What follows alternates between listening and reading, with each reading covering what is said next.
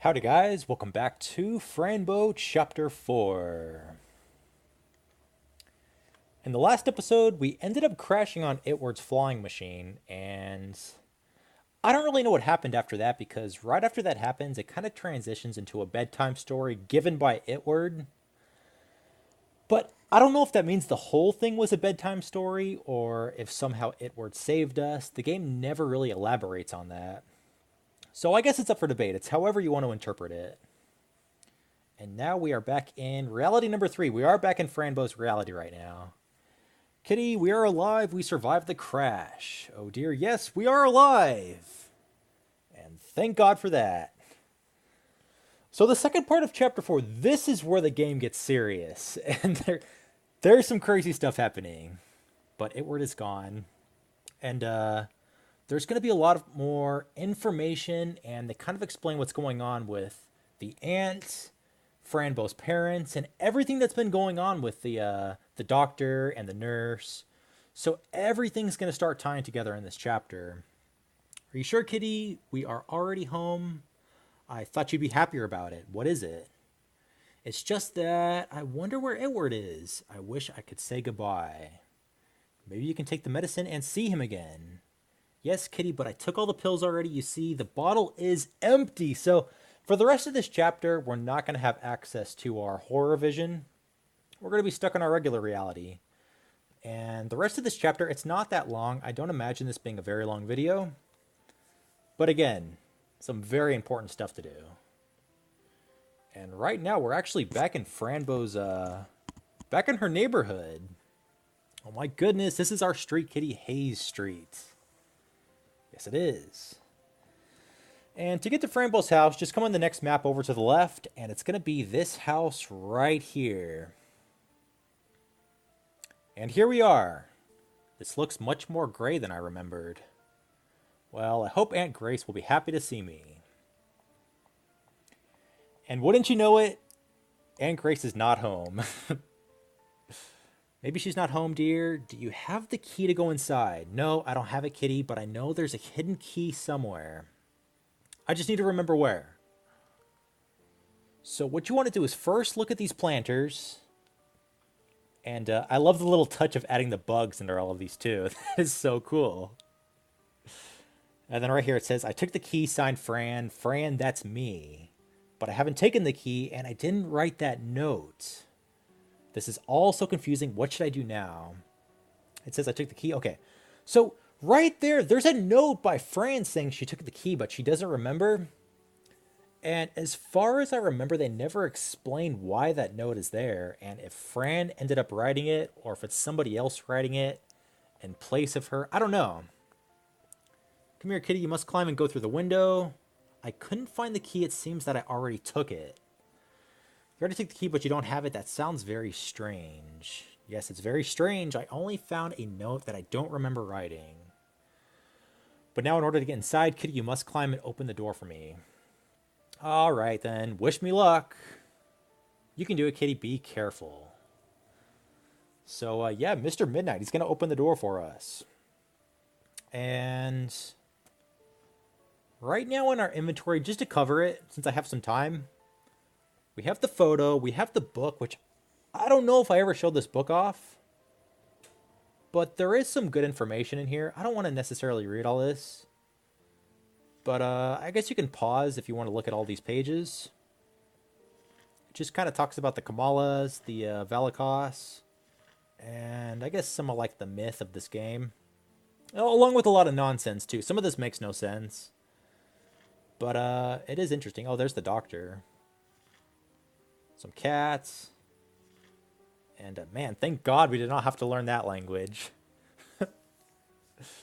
Let's see here. We got this. And then right here too at the end of the book it says somebody ripped off the rest of the book. I don't know if we ever have access to the rest of that book either. As far as I remember, I don't ever get access to it. It's been a long time since I beat this game. Anyways, go to the door. Mr. Midnight, do you hear me? Kitty, open the door. And yeah, guess who shows up? The last person we want to see. Fran, I can't believe this. You are alive. Where were you? So let's tell this guy, get away from me. I won't go back to the asylum. I've been looking for you a long time now. How did you escape? None of your business. But why are you outside the house? Well, I don't have the key, but Mr. Midnight is inside now. He climbed and went through the window of the second floor, sir. Mr. Midnight, isn't that your missing cat? Yes, but we found each other in the end. Sir, may I ask why you are here? I came to meet Miss Grace. I have something important to tell her. I think she's not home, sir. Well, it may be better this way. You'll have to come with me then. No, I won't leave my kitty again. Let's wait until he opens the door. Fran, I don't believe your cat is inside the house. That's impossible. I'm telling you the truth. He is inside. He will open the door in a minute. Stop it, Fran. Face reality. Your cat is dead. You must come with me now. And then he just drags Fran Bow with him. And it's like, that's the last thing I want to happen. And then, of course, as soon as he drives away, look who opens the door. Oh, wait, no, never mind. Mr. Midnight doesn't open the door. But, some of the Kamalas and the Volakas show up right in front of her house. Let's see what the doctor has to say. I'm sorry, Fran. I didn't want to hurt you or scare you. I'm just worried about Mr. Midnight, sir. You made me leave him. Is he really alive? Of course he is, sir. Why would I lie about it? This feels so wrong. You know, Fran, I was fired from the asylum because I knew too much. I have found things that I do not understand yet. I really thought you were dead. Look at these documents. And then take a look at these documents right here. Let me read these really quick because these are important. Family murder on Hay Street. The bodies were perfectly sliced. Martin and Lucia Bow Dagenhart were found early this week brutally murdered in their residence on Hay Street. The investigating police officer Marco Holma said it seems that the bodies were perfectly sliced, which would cause a quick, instantaneous death. Also, there were no signs of struggle in the house, so the victims must have been caught completely by surprise and were unable to fight back. The police interrogated Grace Dagenhart, Lucia's twin sister, but the police didn't find any useful information. The youngest in the family, Fran Bow, was found in the woods one day after her parents' murder. She was frozen to death. Then this note right here, Dear Glades, let the newspaper know about Fran Bow. She was found in the woods frozen to death. She ran away from home after finding out about her parents' murder. And then over to the right it says, Beloved Fran Bow, how old is that? 10 years old. Fran is now free from pain. We hope you reunite with your family in heaven. Why would they frame Fran Bow's death? What significance does that serve? But I am not dead, sir. These are all lies. I see that. I also found out that your medicine was switched. You were given a new variant of duotine. When I looked at it in the laboratory, the levels of ectoplasmatin were too high. That can't be good.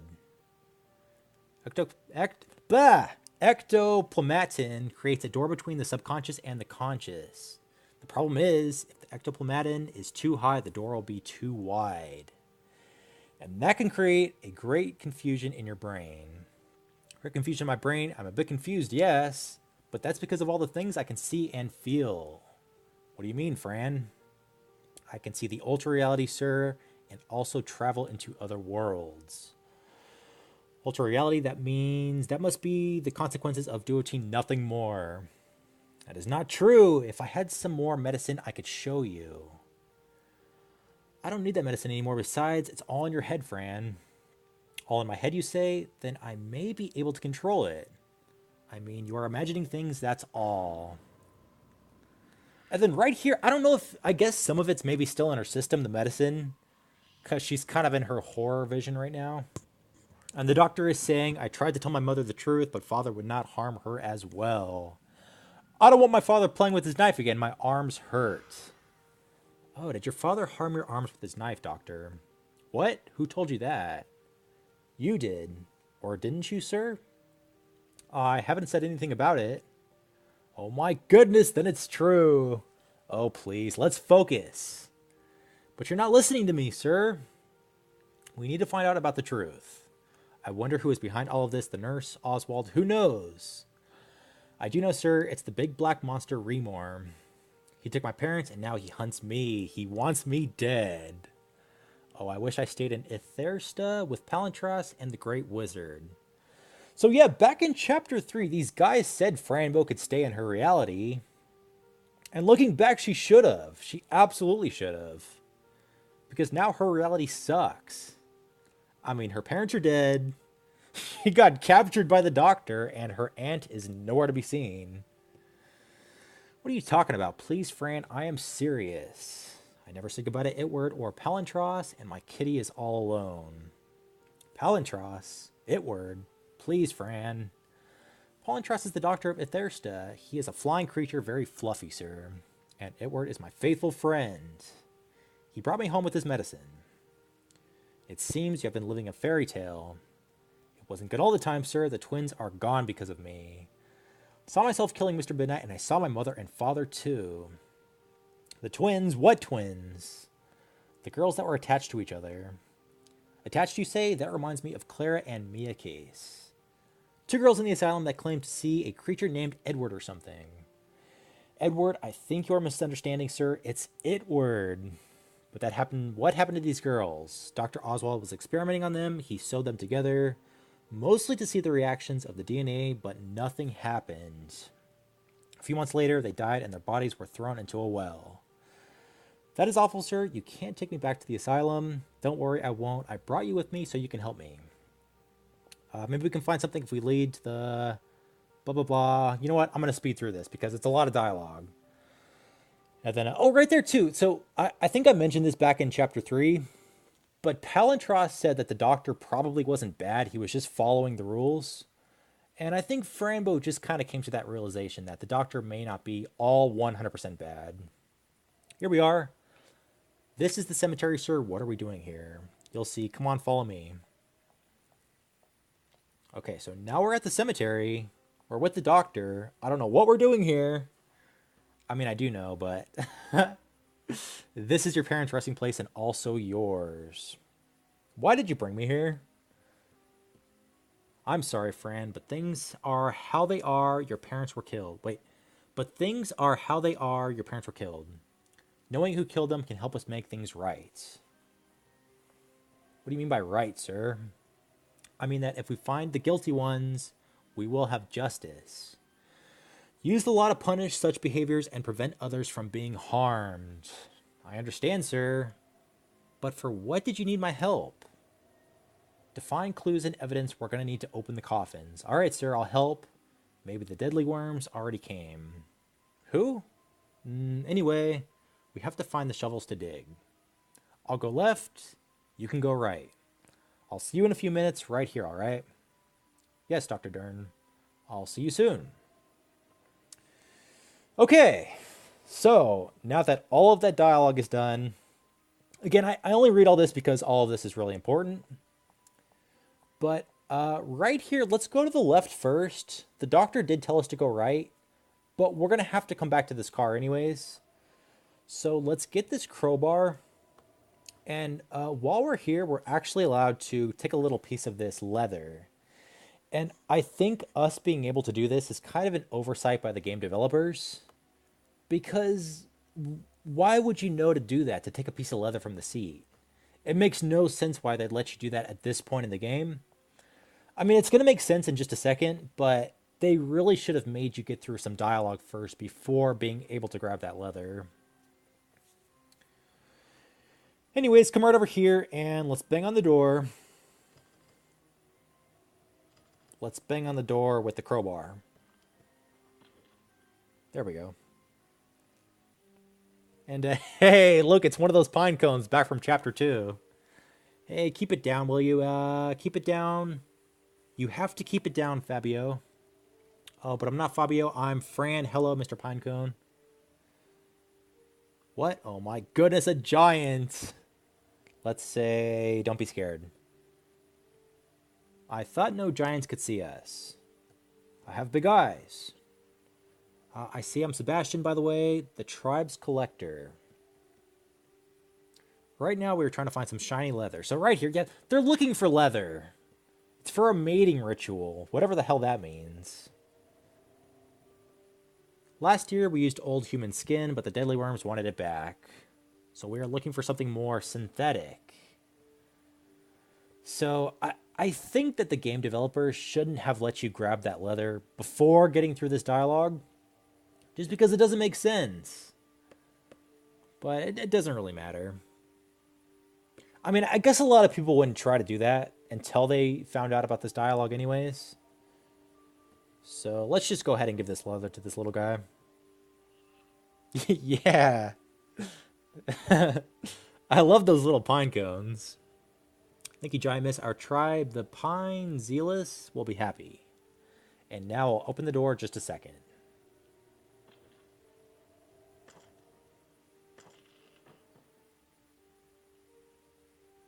Ouch. Are you alright, Sebastian? Sebastian? He's fine. He's fine. Good. Well, thank you. You opened the door. You're welcome, Giant Miss. Fabio? And yeah, he just runs away. So after all that, there's nothing even in this little shed. I mean, there's nothing. You have to do it. The game is not going to progress unless you do that. But it was all for nothing. So yeah, let's start digging.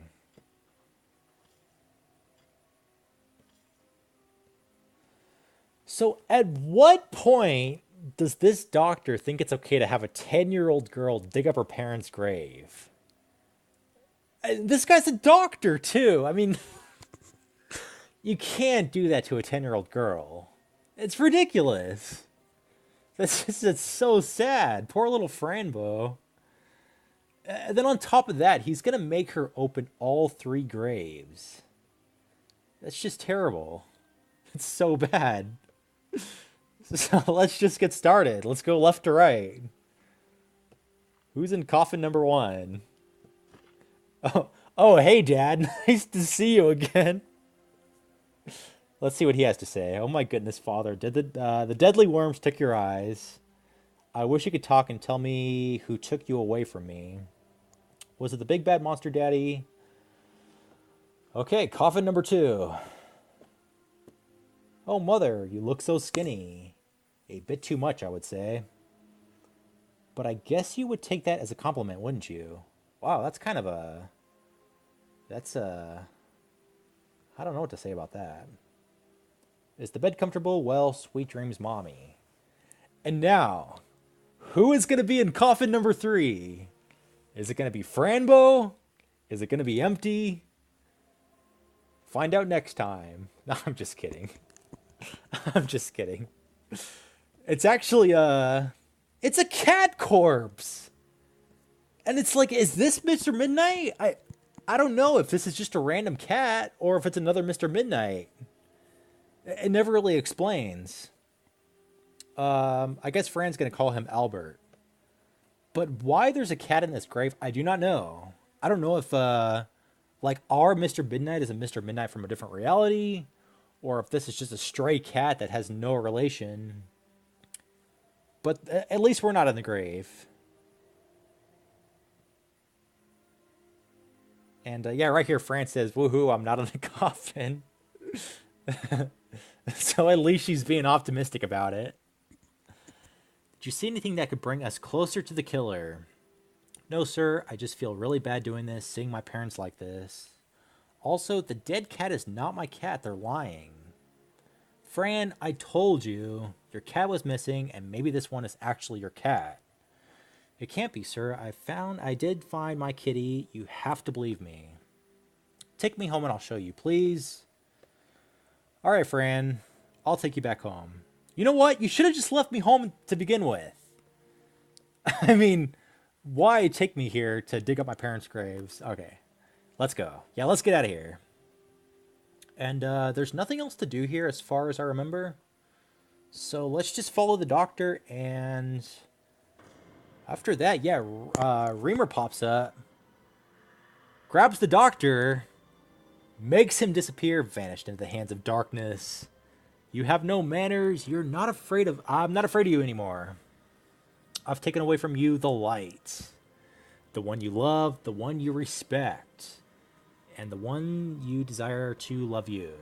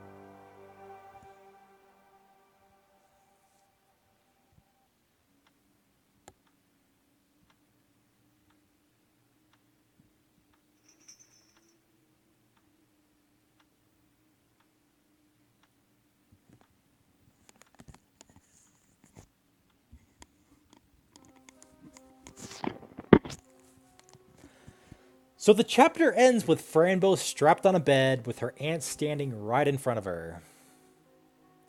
And that is going to be where we pick up on chapter 5. And I mean, I've said it before, but this final chapter, it's so crazy. It's so good though. I love this game. I'm probably going to finish recording tonight. I guess it is getting kind of late, but anyways, I'll be posting these daily. We got 2 more videos after this. And then you know, at the end of the game too, at the end of the game, I'm going to kind of give my thoughts on everything and kind of explain a little bit of everything kind of in depth and kind of give my own version of what I think is going on. Because there's obviously a lot of stuff going on in this game. But anyways, if you guys have any questions, please leave them in the comments below. And thank you for watching.